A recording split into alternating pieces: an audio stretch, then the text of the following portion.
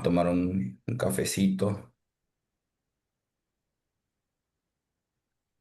Por acá llovió toda la noche, bastante frío.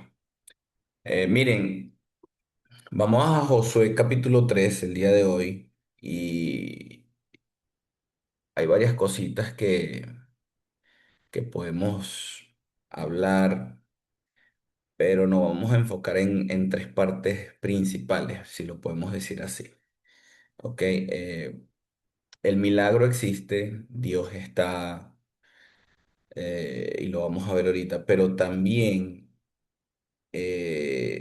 Dios le muestra al pueblo que su fe debe ser acompañada por obediencia, por santificación, eh, para, para poder gozar de lo que Dios quiere para nosotros. Nuestros pies deben moverse antes de que venga el milagro. Es decir, no va a venir primero el milagro y luego nos vamos a mover. Es lo que nos enseña este capítulo. ¿Ok? Y, y vamos a ver que lo primero es la santificación. La santificación. Recuerden que este pueblo viene de tantas cosas. eh, no hace mucho vimos Deuteronomio, la despedida de Moisés, todas estas cosas. Y ellos están ya para entrar a la tierra prometida.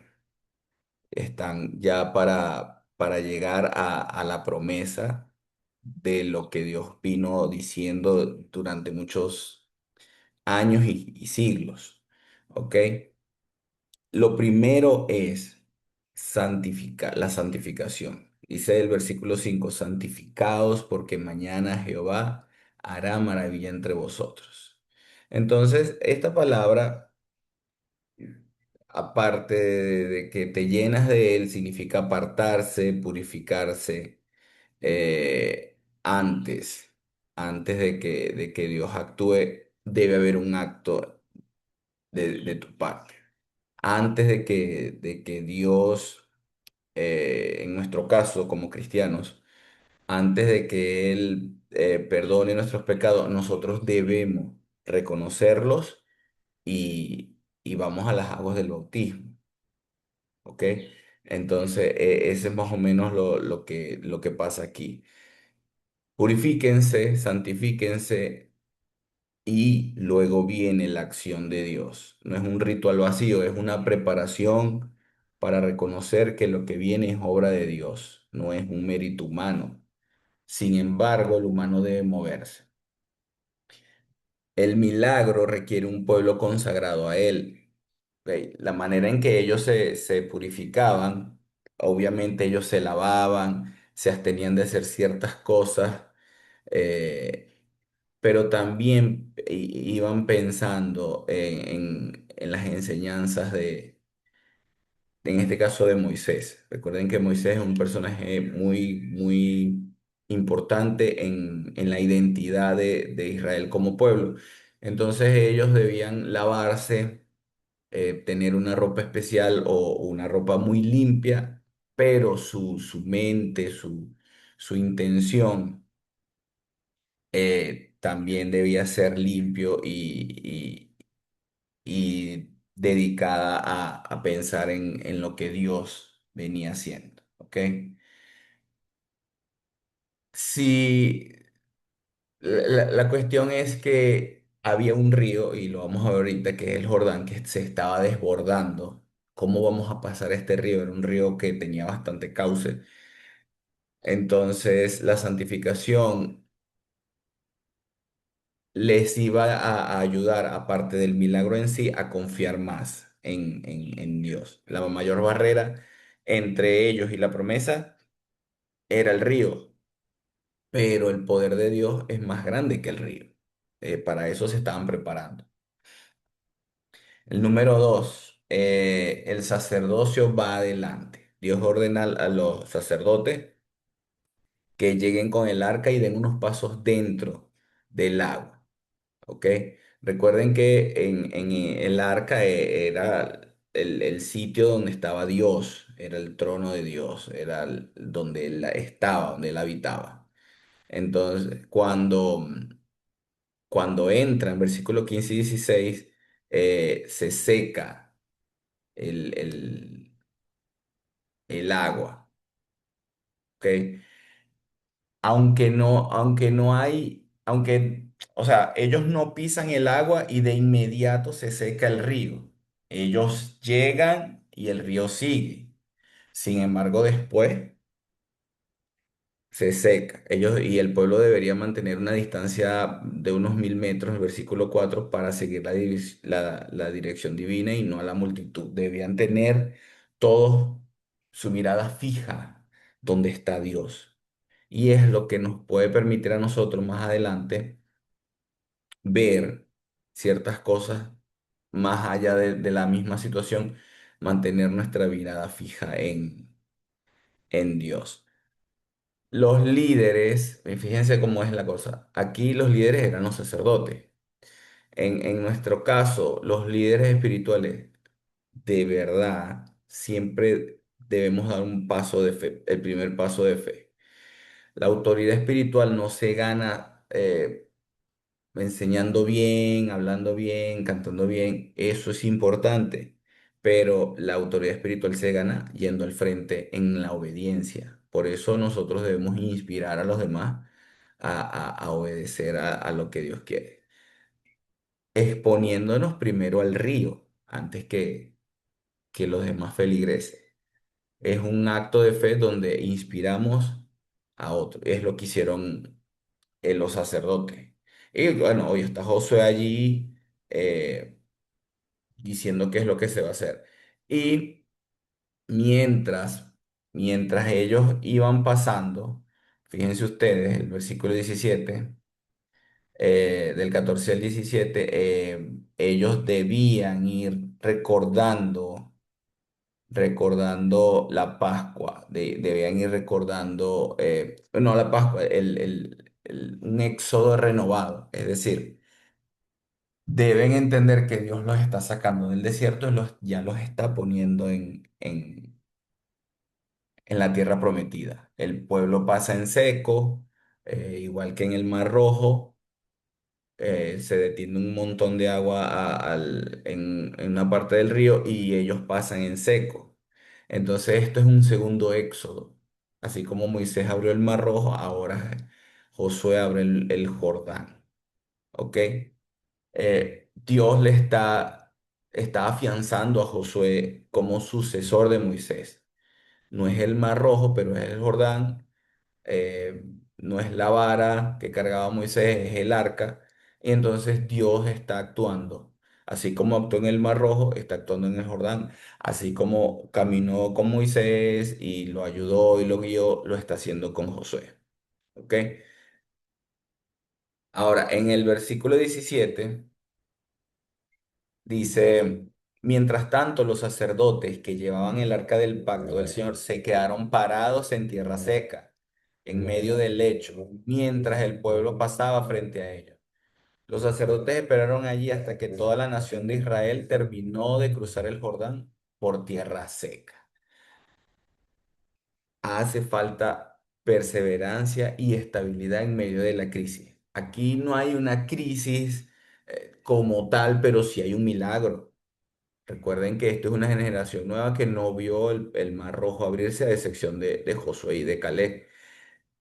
Es necesario estar perseverante y estable y esperar que el pueblo pueda pasar, pueda estar tranquilo para que luego los sacerdotes sigan el camino.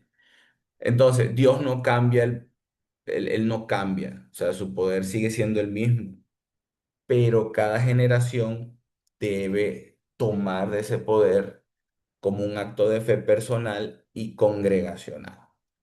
Ahora, fíjense qué es lo que Dios puede decirnos hoy a nosotros en este capítulo corto. Hay muchos Jordanes desbordados que nos atacan durante nuestra vida como cristianos.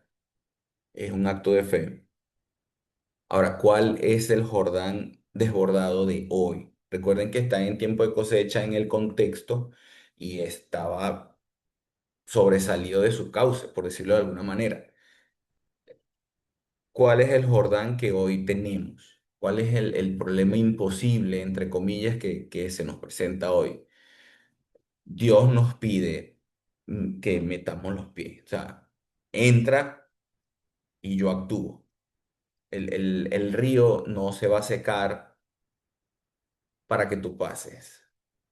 Mientras estés allí viendo el problema, no vas a poder ver a Dios en medio y poder pasar. ¿Ok? Ese es para el individuo, para nosotros como hermanos. Para la iglesia, fíjense que todos debían estar santificados, hermano. La santificación no es opcional, ni es solo me voy a santificar porque tengo un problema, porque tengo un Jordán ahí que está como un obstáculo. La santificación es algo diario, es examinar nuestras vidas, es crecer a diario, apartarnos del pecado. Eso es todos los días, nuestra santificación, como, primero como persona, pero también como iglesia, como nosotros, y es por eso es que los sacerdotes pasan primero hasta el río, como los líderes debemos inspirar a los demás a que sean santos, a que se santifiquen, a que estén confiando en Dios. Pues primeramente con nuestro testimonio, con nuestras vidas, para que los hermanos entiendan y puedan ver estas cosas. Y la comunidad, la iglesia debe seguir en unidad. Unos adelante, otros atrás en orden, pero todo con el mismo propósito. Y con respecto, recuerden que ellos al ir pasando debían recordar o renovar el éxodo. Dios pide que conmemoremos sus obras. En el capítulo 4 vamos a ver algo muy especial con respecto a las piedras. Hay un propósito. Nosotros, y lo hemos dicho en otros días, nosotros debemos recordar de dónde venimos, no para añorar a estar como antes, sino para ser agradecidos con Dios de dónde nos saca, dónde nos trae y a dónde nos va a llevar. Es necesario tener esa memoria.